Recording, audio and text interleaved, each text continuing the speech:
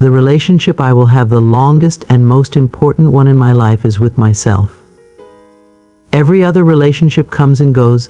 Even marriages that last until death do us part eventually end, leaving me alone with myself. My love for you will last forever. So how is this relationship going?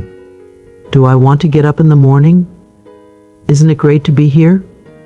Is it fun to hang out with me? Do I appreciate my own thoughts? Do I make myself laugh?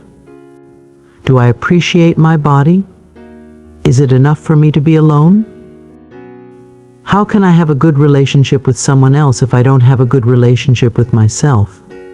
If I don't love myself, I will always be looking for someone to complete me, make me happy, and help me achieve my goals.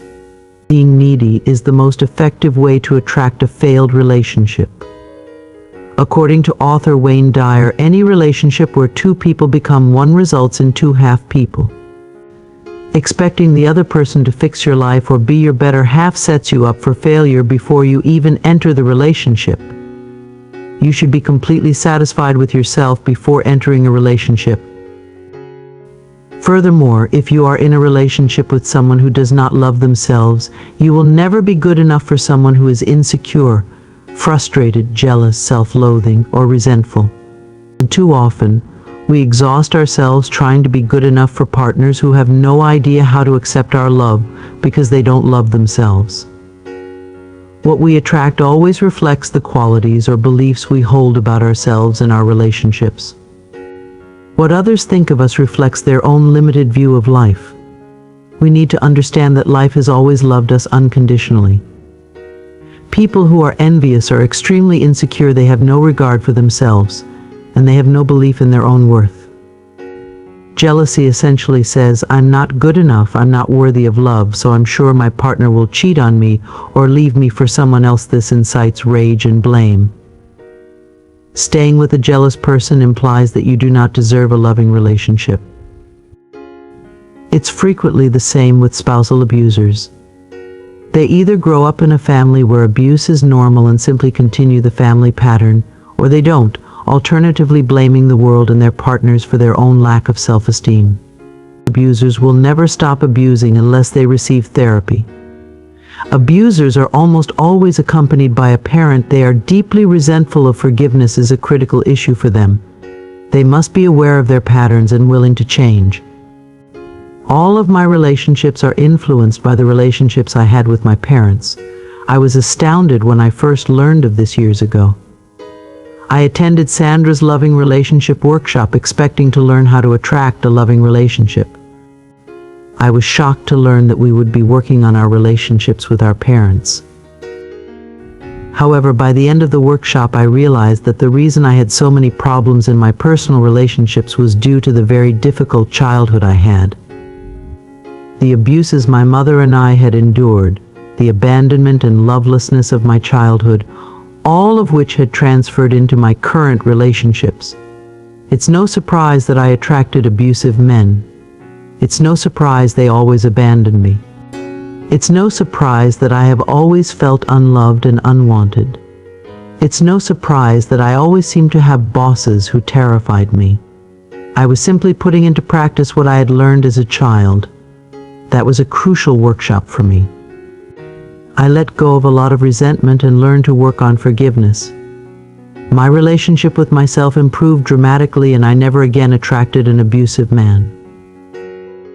So instead of wasting our time saying men are bad or women are bad, let's take a look at the relationships we had with our parents or the relationships our parents had with each other. As an example, what are your current grievances against the men and women in your life? Consider how you would react. He never, he always, she never, she always, men do, women will not. Is this how your mother or father treated you? Is this how your mother treated your father, or does this describe your father's treatment of your mother? How was love expressed in your home when you were a child? To resolve deep-seated fears about a relationship, you may need to go back to your childhood relationship with your father or mother. What do you have to give up to be in a relationship? How do I lose myself in a relationship? What messages did I receive as a child that led me to believe that relationships are difficult? Confirm your love for yourself. Perhaps you have a difficult time setting boundaries and people take advantage of you. You could be sending the message that I don't value and respect myself and that it's okay to abuse and take advantage of me. But this does not have to be the case any longer because you begin today to affirm your love and respect for yourself. Respect for you.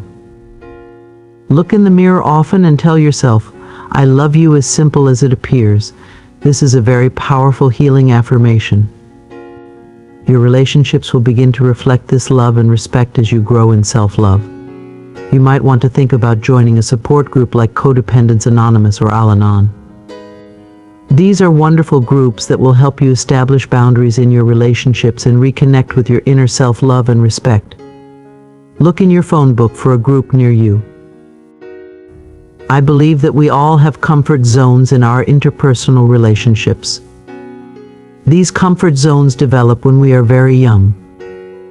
If our parents treated us with love and respect, we will associate this with being loved. If our parents were unable to treat us with love and respect, as was the case for many of us, we learn to accept this lack of acceptance in order to meet our needs and feel loved and cared for. We associate being mistreated with being loved. This becomes a pattern for us.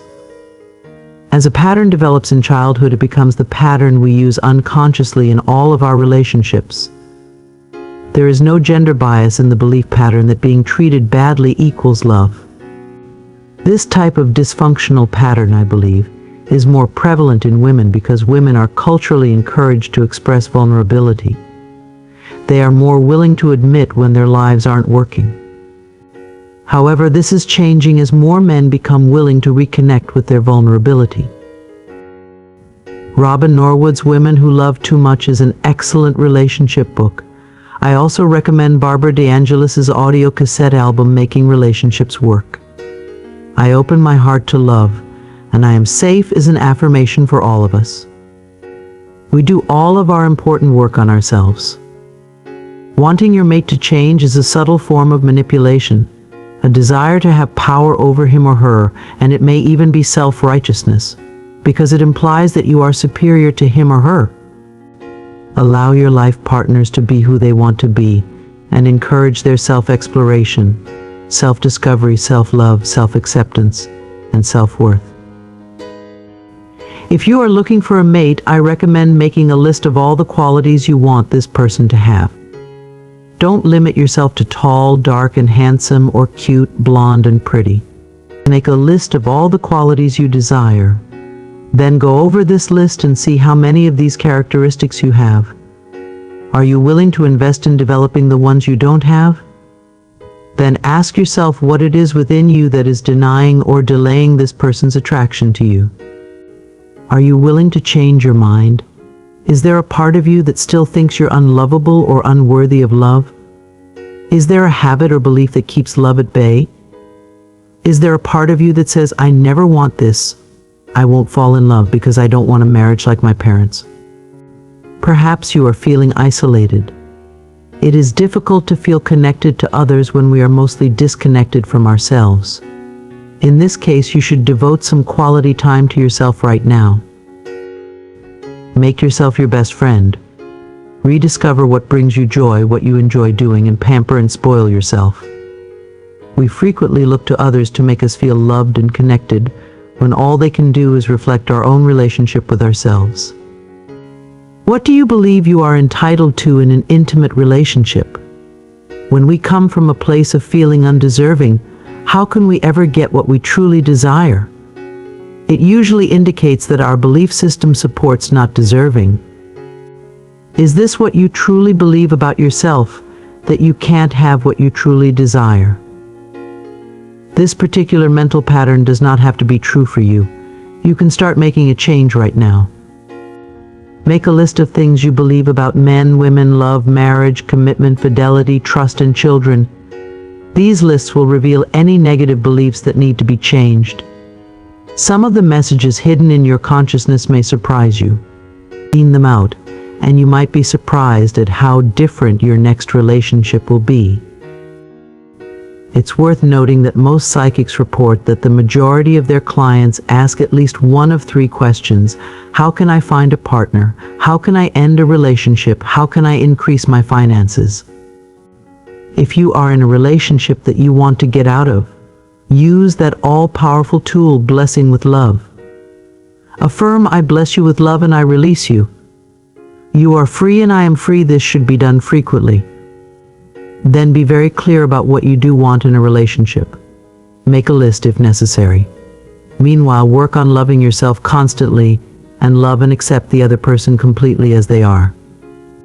One of two things will happen automatically as you change and grow on the inside. The other person will either align with your desires or disappear entirely. Deep at the center of my being, there is an infinite well of love. I now allow this love to flow to the surface. It fills my heart, my body, my mind, my consciousness, my very being, and radiates out from me in all directions and returns to me multiplied. The more love I use and give, the more I have to give. The supply is endless.